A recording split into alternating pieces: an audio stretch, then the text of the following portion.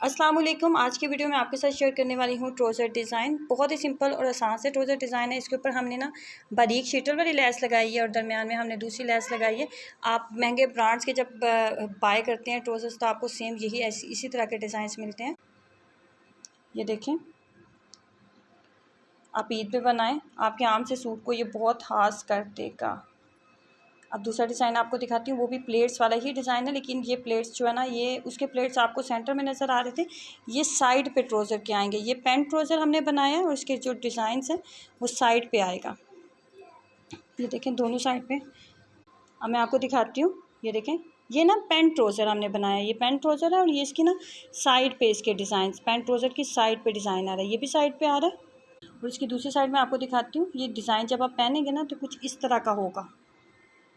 ये देखें, ये मैंने अपनी बेटी के लिए बनाया है जो कि 12 साल की है।